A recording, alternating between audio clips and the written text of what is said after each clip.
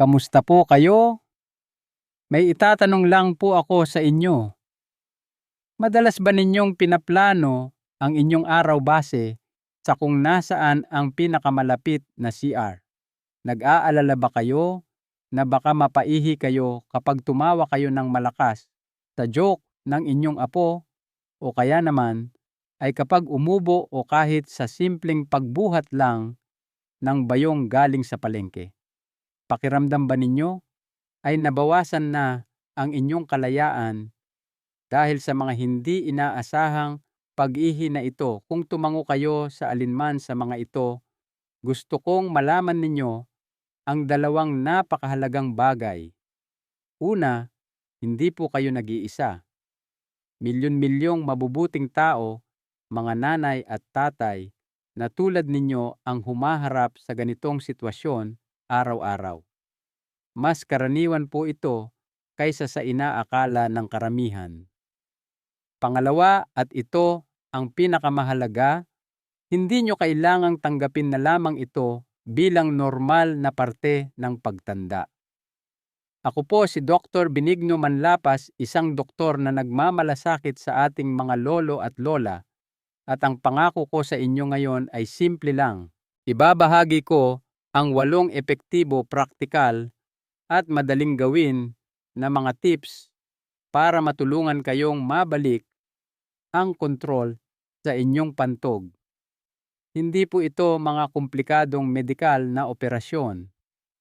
Ito ay mga simpleng pagbabago sa pamumuhay at ehersisyo na pwede ninyong simulan ngayong araw mismo sa loob ng inyong tahanan, nasa Maynila man kayo o sa probinsya, para maging mas panatag at kumpiyansa kayo sa inyong katawan.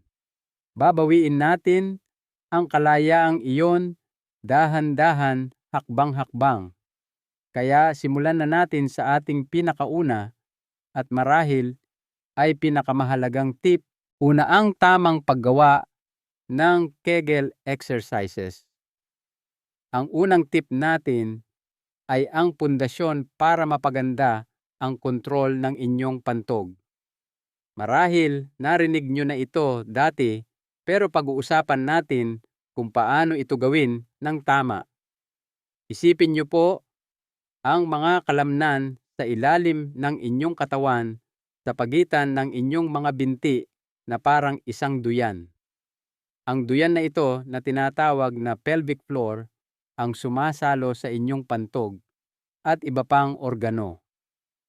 Sa paglipas ng panahon, tulad ng ibang kalamnan, pwede itong humina. Ang trabaho natin ay palakasin ito ng dahan-dahan. Paano ba gawin ang Kegel? Ang pinakamagandang paraan para mahanap ang tamang kalamnan ay isipin nyo kung ano ang ginagawa nyo kapag sinusubukan nyong pigilan ang pag-ihi sa gitna ng pag-agos nito. Yung pakiramdam na parang sumisikip at humihila pataas, iyon ang kalamnan na ating tinatarget. Ang isa pang paraan ay isipin na pinipigilan nyo ang pag-utot. Iyon ding parehong sikip sa loob ang kailangan.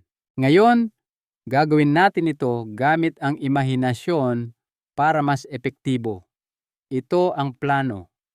3 beses araw-araw, pwedeng paggising sa tanghalian at bago matulog, gawin ang simpleng routine na ito. Umupo o humiga ng komportable. Ipikit ang mga mata kung makakatulong ito sa konsentrasyon. Huminga ng malalim at sa pagbuga ng hangin, dahan-dahang pasikipin ang mga kalamnan sa pelvic floor. Pasikipin na parang pinipigilan ang pag-ihi. Isipin nyo na may hinihila kayong maliit na holen papasok sa inyong katawan gamit ang mga kalamnan na iyon. Panatilihin ang sikip na iyon sa bilang na 3. 1, 2, 3. Huwag pigilan ang hininga. Huminga lang ng normal. Mahalaga na huwag pasikipin ang tiyanhita o puwetan. Ang trabaho ay dapat doon lang sa duyan ng mga kalamnan. Ngayon, i-relax ang kalamnan ng tuluyan sa bilang na 3. 1, 2, 3. Ang pag-relax ay kasing halaga ng pagsikip. Iyon ang isang repetition. Gusto kong gawin niyo ito ng 10 beses ng sunod-sunod. Ito ay isang set. At gagawa kayo ng isang set na may 10 repetitions 3 beses sa isang araw. Ang kagandahan nito, hindi ito nakikita. Walang makakaalam na ginagawa niyo ito habang nanonood ng TV, nakaupo sa hapagkainan o nakahiga. Sa loob ng ilang linggo ng tuloy-tuloy na paggawa, mapapatibay niyo muli ang suporta para sa inyong pantog. Pangalawa, umupo. Kapag umihi para sa mga kalalakihan, ang susunod na tip ay para sa ating mga lolo at tatay. Baka magtunog simple ito o medyo kakaiba, pero pangako base ito sa siyensya. Sa buong buhay nyo, marahil nakasanayan nyong nakatayo umihi, pero habang tumatanda, nagbabago ang katawan. Ang prostate gland ay pwedeng lumaki at makaapekto sa daloy. Ang simpleng pagbabago ay ito. Subukang umihi ng nakaupo. Bakit ito gumagana? Kapag nakaupo, ang mga kalamnan sa balakang at hita ay mas nakaka-relax. Ang relaxation na ito ay tumutulong para masimot ng maayos ang laman ng pantog. Kapag nakatayo, gumagamit kayo ng kalamnan para bumalanse at pwede itong humadlang sa tuluyang pag-ubos ng ihi. Yung konting ihi na naiiwan ay tinatawag na post-void residual. Ito ang madalas na sanhi ng mga patak-patak na ihi pagkatapos niyong isipin na tapos na kayo. Ang pag-upo ay nakakatulong para mabawasan ang naiiwan na ihi at mapalakas ang daloy. Subukan niyo po. Wala namang mawawala at marami kayong ginhawang makukuha. Pangatlo, ang stop flow technique. Gusto ko pong maging malinaw. Ang technique na ito ay dapat gawin lang paminsan-minsan, hindi sa tuwing gagamit ng banyo. Ang layunin nito ay para maramdaman at makumpirma nyo na tama ang kalamnan na ginagamit nyo para sa Kegel exercises.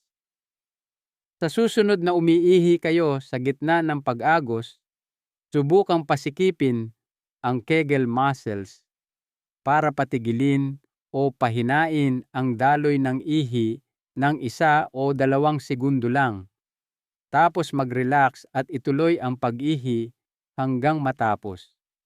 Ito ay nagsisilbing gabay o feedback. Pero pakiusap makinig ng mabuti. Huwag itong gawin araw-araw o bawat ihi. Bakit? Dahil ang madalas na pagpigil at pagtuloy ng ihi ay pwedeng makalito sa inyong pantog at maging sanhi ng hindi pagkaubos ng ihi. Gawin lang ito 1 o 2 beses sa isang linggo bilang check-up. Pang-apat, pamahalaan ang timbang at pagtitibi o constipation. Isipin nyo ang inyong tiyan bilang isang lalagyan. Sa loob niyan ay ang inyong bituka at pantog. Kung may sobrang bigat o pressure sa loob, didiinan nito ang lahat, lalo na ang pantog at ang mga kalamnan na sumusuporta dito. 2, sa pinakamalaking sanhi ng pressure na ito ay ang sobrang timbang at constipation. Una, sa timbang. Ang pagkakaroon ng sobrang bigat, lalo na sa bandang tiyan, ay nagbibigay ng diin sa pantog. Ito ay sanhi ng tinatawag na stress incontinence o yung pag-ihi kapag umuubo o tumatawa. Ang magandang balita, kahit konting bawas lang sa timbang mga bimo hanggang 10% ay malaki na ang maitutulong. Pangalawa, ang constipation. Kapag puno ang bituka at pasintabi po, pilit kayong dumudumi, nagbibigay kayo ng matinding pressure sa pelvic floor. Ang solusyon, panatilihing regular ang pagdumi. Siguraduhing umiinom ng sapat na tubig at kumain ng pagkaing mayaman sa fiber. Maganda ang mga prutas tulad ng papaya, gulay, oatmeal at tinapay na whole grain. Panglima, alamin ang mga pagkain at inuming nakakairita. Minsan hindi lang kalamnan ang problema, kundi kung ano ang ipinapasok natin sa katawan. May mga pagkain at inumin na nakakairita sa pantog na nagiging dahilan ng biglaang pagnanais na umihi. Ano ang mga ito? Caffeine na nasa kape, tsaa at soft drinks.